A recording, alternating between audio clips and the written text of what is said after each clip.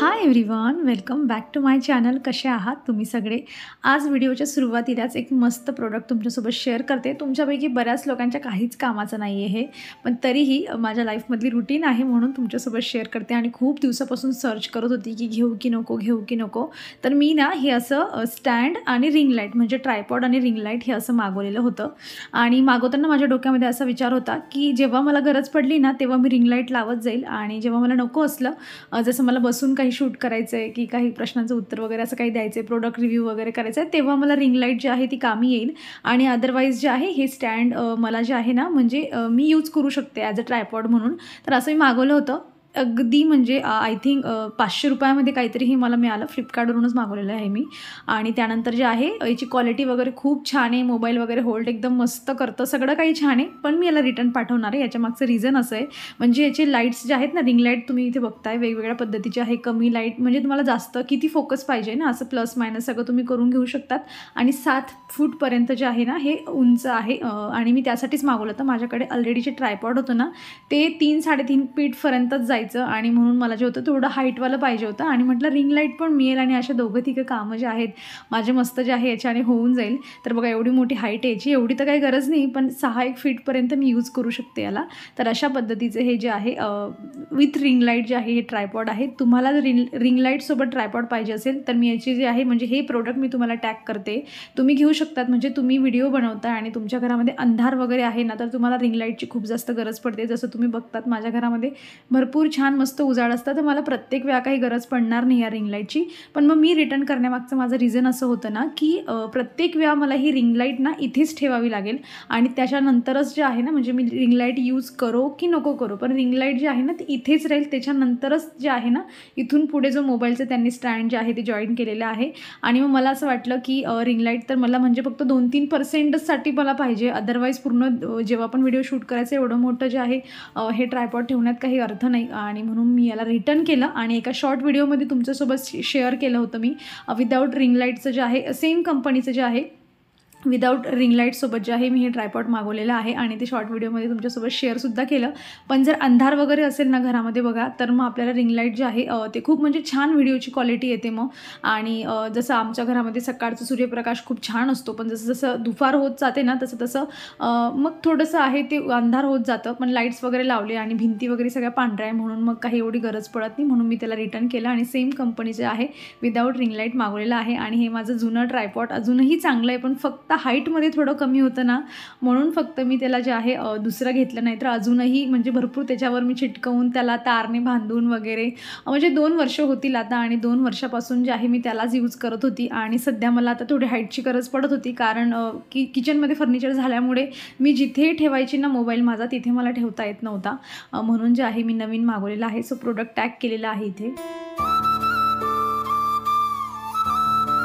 कालच्या दिवशी मला ही साडी रिसीव झाली होती, पण मागचा व्हिडिओ मोठा झाला असता म्हणून मी ह्या व्हिडिओमध्ये शेअर करते तुमच्यासोबत. आणि ही पण साडी ना मी रिटर्न पाठवणार आहे. याचं रिझन मी तुम्हाला सांगतेच. आणि खरं सांगते मी, मला अजिबातच इच्छा नाही याला रिटर्न करण्याची, पण इतकं क्षुल्लक रिझन आहे ना माझ्याकडे रिटर्न करण्यासाठी. ही साडीची क्वालिटी वगैरे मी तुम्हाला पुढे सगळं अगदी म्हणजे घालून पण दाखवणार आहे कशी वगैरे दिसते. असं खूपच छान आहे. आणि जसं मी म्हणजे एकच गोष्ट फक्त याच्यामध्ये माझ्या मनाच्या विरुद्ध झाली, ती म्हणजे याचा जो कलर आहे ना थोडासा डिफरंट निघाला. जसा इमेजमध्ये दाखवलेला होता ना, मी इथे इमेज पण लावते साईडला म्हणजे तुम्हाला लक्षात येईल. तसाच्या तसा कलर आला असताना तर मी ही साडी ठेवून घेतली असती. आय थिंक 1900 काहीतरी रुपयाची जी आहे, म्हणजे 1900 किंवा 2000च्या रेंजमध्ये मला ही साडी मिळालेली आहे. तिचा पदर वगैरे जे आहे ते अशा पद्धतीने. आणि हे जे वरचं आहे ना हे ब्लाऊज पीस आहे. साडीची लेंथ पण खूप चांगली आहे. आणि अशी साडी म्हणजे नऊवारी वगैरे घातली, मला एवढा जास्त त्यामधलं म्हणजे माहीत नाही मला, पण नऊवारी वगैरे घालून पण खूप छान दिसेली साडी असं मला वाटतंय. सो मी यासाठी रिटर्न करते की अगदी म्हणजे पूर्णच्या पूर्ण सेम टू सेम कलर ना, काहीच एकही शेड इकडे नाही, काहीच एकही शेड तिकडे नाही. तसं साडीचा जो कलर आहे ना तशी साडी माझ्याकडे जे आहे ना त्या कलरमध्ये अवेलेबल आहे, म्हणून फक्त मी रिटर्न करते. अदरवाईज माझ्याकडे ही अशी साडी कलरशी नसती ना तर मी हिला ठेवून घेतली असती. आणि 2000ची आहे, क्वालिटी वगैरे छान आहे. म्हणजे एक साडी घालून तुम्हाला समजेल, फुगा वगैरे एवढा काही होत नाही साडीचा. नाही तर बऱ्याच अशा साड्या असतात नेसल्यानंतर मिऱ्यांमध्ये खूप फुगा दिसतो आणि मग ते छान नाही दिसत. पण क्वालिटी छान आहे साडीची. आणि बघा मी ही साडी माझ्याकडे ऑलरेडी आहे ना, म्हणूनच मी तिला रिटर्न करते. आणि तुम्ही बघू शकतात अगदी सेम टू सेम कलर आहे, काहीच डिफरन्स नाही त्याच्यामध्ये.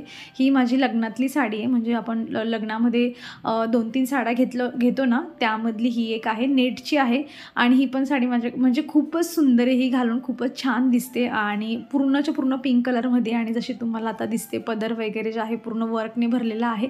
कधीतरी मिळाला कुठे चान्स तर मी घालून तुम्हाला फोटो वगैरे तुमच्यासोबत शेअर करेल. खूपच मस्त दिसते ही साडी. आणि फक्त सेम हा कलर होता ना, म्हणून मग म्हटलं जाऊ दे, कारण आपल्याला काय पाहिजे असतं ना, आपल्याला कलर थोडे डिफरंट पाहिजे असतात. कारण मग सेमच कलर असला तर तो एवढं असं फिलिंग नाही येत घालण्याची की आपण काहीतरी वेगळं वेअर केलं आहे असं. म्हणून फक्त मी रिटर्न करते. अदरवाईज क्वालिटी वगैरे सगळं व्यवस्थित आहे. ही आता साडी जी आहे ना, जी मी रिटर्न करणार आहे, तुमच्याकडे असा कलर नसेल किंवा तुम्हाला अशी साडी एखादी ॲड ऑन करायची असेल तर मी याला पण जी आहे ही साडीलाही टॅग करते इथे. आणि तुम्ही बघू शकतात मला घातल्यावर कशी दिसते. म्हणजे मी घालणार नव्हती, पण म्हटलं चला आता घेतली आहे, तुम्हाला कुणाला घ्यायचं असेल फक्त असंच करण्यापेक्षा जे आहे प्रॉपर तुम्हाला नेसून दाखवावी. आणि पटापट घातली. माझं नेहमीचं जे एकच ब्लाऊज आहे त्यावर सगळ्याच साड्या व्यवस्थित दिसतात, त्यावरच मी घातली. आणि काही वेगवेगळे पोजेस द्यायचा प्रयत्न करते की जेणेकरून तुम्हाला इकडून तिकडून सगळ्या अँगलने जी आहे साडी बघायला मिळेल.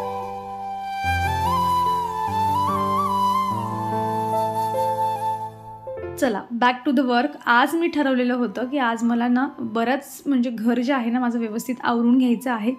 जसं हे ट्रायपॉड होतं याचंही भरपूर त्यांनी पॅकेजिंग करून दिली होती आणि ते पण आज मे बी आज किंवा उद्यापर्यंत रिटर्न जाईल. आणि दुसरं माझं ऑलरेडी म्हणजे मागवून झालेलं आहे, तर त्यामुळे याला मी रिटर्न पाठवलेलं. त्याचे सगळे बॉक्सेस वगैरे सगळे व्यवस्थित करून ठेवले, कारण जी गोष्ट रिटर्न जाणारी असते ना आपण त्याचं सगळं सामान जपून ठेवतो. त्याची पिशवी पण आपण जाऊ देत नाही की काय माहिती ना की रिटर्न घेऊन जाणार आणि काय मागितलं आपल्याकडून, तर आपल्याकडे सगळं पाहिजे ते म्हणजे आपले पैसे व्यवस्थित यायला बरं, म्हणून सगळं व्यवस्थित जे आहे ठेवलेलं आहे. मागच्या वर्षी घरातलं सगळं झाडं घेतलं होतं मी, खूप जास्त दिवस नाही झाले तसे मागच्या वर्षाला, पण तरीही 8 दिवस पण तुम्ही असं 8-10 दिवस झाले ना तरीही कुठेतरी असं कोपऱ्यात नजर गेली ना की कितीही तुम्ही जाळं घेतलेलं असू द्या 8-10 दिवसानंतर बरोबर कोपऱ्यात कुठे ना कुठे जाळं असतं.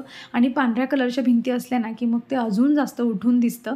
म्हणून म्हटलं चला आज जाळं काढण्यापासून सुरुवात करूया आणि घरातला कानाकोपरा जो काही आहे ते ह्या ब्रशच्या मदतीने मस्त क्लीन करून घेते. ह्या ब्रशमुळे काय होतं ना की पाहिजे तेव्हा जशी तशी साईड म्हणजे मला हाईट जी आहे तिची कमी जास्त करता येते, त्याला फोल्ड करता येतो. नाही तर बऱ्याच वेळा मला काय व्हायचं मग जाळं घेताना जो आपला नॉर्मल झाडू मारायचा झाडू असतो ना मी तोच घ्यायची आणि प्रत्येक ठिकाणी मला चेअर घेऊन जावी लागायची. चेअरवर उभं राहा आणि मग करा असं तसं.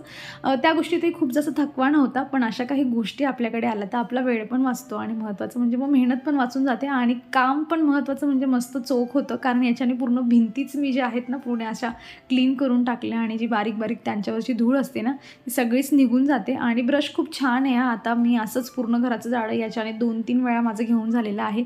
आणि नॉर्मल जो फॅन वगैरे तुम्हाला क्लीन करून घ्यायचा आहे त्यावरची डस्ट तुम्हाला झटकून काढायची आहे ती पण मस्त निघून जाते. फर्निचर असतात आपले कपाटं असतात मोठे मोठे त्यांच्यावरची धूळ असते ती बऱ्याच वेळा आपल्याला जे आहे वर उभं राहून मग क्लीन करावी लागते. पण हा असा ब्रश असला की त्याला फोल्ड करून आपण मस्त त्याला क्लीन करून घेऊ शकतो. सो अशा एक एक गोष्टी मी आता जमा करते जेणेकरून माझं काम जे आहे ते थोडं इझी होईल. आणि हे इथे ना ॲक्च्युली काय झालं आहे आम्ही ही जी पण लाईटिंग आहे ना म्हणजे देवघराची लाईट म्हणून द्या किंवा मग ही टी व्ही युनिटला जे काही लाईट्स लावले तर ते आम्ही घरच्या घरीच लावले होते पियाच्या पप्पांनी. आणि ते चेअरवर उभं राहून वर काय करायचे ते माहीत नाही. मी फक्त खालून टी व्हीचं बटन म्हणजे बटन चालू कर बंद कर यासाठीच होती. आज म्हटलं चला वर बघूया, म्हणजे मला तिथे माझी हाईट पोचत नाही बघायला. मी पण तुमच्यासोबतच आता व्हिडिओमध्ये बघते की ओके इतका सारा पसारा करून ठेवला आहे वर. पण ज्या जुगाडू गोष्टी असतात ना त्या महत्त्वाच्या म्हणजे आपला भरपूर पैसा वाचवून जातात आणि भरपूर गोष्टी त्यामधून आपल्याला शिकायला पण मिळतात. आपण काही नवीन करण्याचा प्रयत्न केला, घरच्या घरी करण्याचा प्रयत्न केला. सो अशा काही गोष्टी आहेत ज्या आपल्याला टाईम टेकिंग प्रोसेस असते पण शिकायला पण मिळतं. आता नेक्स्ट टाईम काही वायरिंगचं काम असलं तर तेही इझिली करू शकतात आणि मलाही काही 2-4 गोष्टी माहीत पडल्या आहे त्यामुळे मी पण माझं काही ना काही करून घेऊ शकते. तर ते तेवढं जसं होतं ना तसं साईडला सगळं कोपऱ्यात सरकवून दिलं मी आणि व्यवस्थित फ्रेम वगैरे तिथे ऑर्गनाईज केल्या. मला घ्यायचे आहेत काही 2-4 अजून शो पीस, पण वेळ आहे त्यासाठी. आत्ताच किचनसाठी शॉपिंग केली आहे म्हणून म्हटलं जरा 8-1 दिवस थांबूया आणि मग घेऊयात. आणि हे सगळंच आता डस्टिंग वगैरे तुम्ही घर जितकं छान मस्त क्लीन आणि ऑर्गनाईज करून ठेवलं तेवढंच तुमचं म्हणजे तुम्ही कितीही मोठं शोपीस घरामध्ये आणून ठेवा पण तुम्ही त्याला क्लीन करत नाही आणि आपण तसंच म्हणजे राहू दिलं तर मग त्याची शोभा जी असते ती तेवढी उठून दिसत नाही. त्यामुळे जेवढी जास्त क्लिनिंग तेवढं जास्त घर छान मस्त सुंदर दिसतं.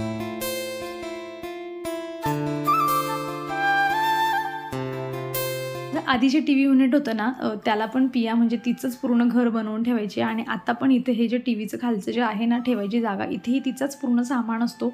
पण प्रत्येक वेळी आम्ही आवरण्याचा प्रयत्न मात्र करते. ही टी व्ही घेऊन आम्हाला आता 3-3.5 वर्ष झाले पहा आणि तेव्हापासून चाललं आहे की कधीतरी एक चांगला मुहूर्तावर हिचा जो वरचा कागद आहे ना तर तो काढूयात. आणि आता मागे असं ठरवलं होतं की जेव्हा ही टी व्हीवर हँग होऊन जाईल ना म्हणजे पियाचा हात पोचणार नाही तेव्हा हा कागद काढूया. मग तेव्हा काढण्याची वेळ आली तर तेव्हा असं डिसिजन घेतले की चला नवीन वर्षाचं आहे तेव्हा काढूयात. आणि आता नवीन वर्ष स्टार्ट झालं आहे तरी पण तेच म्हणजे आपण किती जपून ठेवतो ना त्या गोष्टीला, अक्षरशः ती गोष्ट रिप्लेस करण्याची वेळ येते ना तोवर तिचा आपण कागद वगैरे काढलेला नसतो. अजूनही माझं एअर फ्रायर आहे ना मी त्याचासुद्धा कागद काढलेला नाही आहे. माहीत नाही ती नवीन फिलिंग आपण कधी घेऊ आणि तोवर गोष्टी इतक्या जुन्या होऊन गेलेल्या असतात आणि मग तेव्हा आपण त्याला काढतो पण नाही. मी लवकरच जे आहे म्हणजे पिया आणि आम्ही तिघंजण असलो ना की मग काढेल. 3.5 वर्ष वेट केला आहे तर घरातले सगळे लोक हजर असले पाहिजे ती गोष्टची ओपनिंग करण्यासाठी. आणि आता जे आहे ना मी इथे माझा हा डोअर आहे, ग्लासचा डोअर आहे हा, तर मी एवढं जास्त क्लीन करत नाही कारण तो बाहेर असल्यामुळे तो भरपूर खराब होतो. आणि पिया वगैरे तिची मैत्रीण वगैरे आली की मग त्यांचं त्याच्यासोबतच खेळणं चालू असतं तर हात वगैरे ते सगळं लावतात तिथे. पण फक्त त्यावर्षी डस्ट मी तेवढी काढून घेते. आणि बऱ्याच वेळा आपण बघा असा विचार करत असतो की घरात आपण घर झाडू मारतो सगळं काही करतो, मग ही धूळ येते कुठून, तर ती अशी वरच्या कोपऱ्यांवरची धूळ असते ना तर ती हवेने मग आपल्या घरात येत असते. तसंच ह्या डोअरच्या वर पण होती आणि जी मला आत्ता समजली त्या ब्रशच्या मदतीने जेव्हा मी काढली ना त्याच्यावरून तेव्हा मला कळलं की बापरे किती धूळ होती यावर. आणि ते नेहमी मग आपण लावताना उघडताना ती हळूहळू घरामध्ये येतच असते. चला मी कामांना सुरुवात करण्याच्या आधीच ना माझं आवडायचं ज्यूस जे होतं ना ते मस्त बनवून ठेवलं होतं, म्हणून म्हटलं मध्ये एक छोटा ब्रेक घेऊन जे आहे हे एनर्जी ड्रिंक आपण मस्त घेऊयात आणि मग पुन्हा कामांना सुरुवात करूया. ज्यूस पिताना विचार करत होते की तुम्हाला हे फ्लावर्स दाखवू की नको, पण म्हटलं चला दाखवून देते 10-20 सेकंद का असे ना. आणि बघा थोडं पाण्याची कमतरता फिरायला गेलो म्हणून जास्त कमी झाली ना तर फ्लावर्सची जी साईज आहे ना तर ती थोडी छोटी झाली आहे. आता रिकवर व्हायला परत 8 दिवस लागतील. सो सगळ्या गोष्टींना टाईम टू टाईम जेव्हा त्यांना सगळं खत पाणी आणि ऊन वारा सगळं लागलं ना की मग मस्त छान फुलतात. आणि हे जास्वंद जेव्हापासून आले आहेत ना माझ्याकडे, जेव्हापासून पिंक जास्वंद आलं आहे ना तेव्हापासून माझ्या घरामध्ये फुलंच फुलं आहेत. त्या जास्वंदाला मात्र मला जपून ठेवायचं आहे. आणि हे वर एक पिटोनिया हँग केलं आहे मी, त्यालाही मस्त फ्लावरिंग येते. सकाळचं जास्त नाही, त्याला 2-2.5 तासाचं ऊन मिळतं फक्त, पण तरीही त्याला फ्लावरिंग खूप छान होते. 1-2 वेळा आठवण असली तर मग मी तेवढं फक्त त्याला खाली उतरवून घेते, अदरवाईज काही लक्षात राहत नाही एवढं. पण 2-2.5 तासांच्या उन्हामध्ये त्याने स्वतःला छान कवर आणि मेंटेन करून ठेवलेलं आहे. आणि वेगवेगळ्या कलरचे फ्लावर असले की आपल्यालाही बघायला छान वाटतं.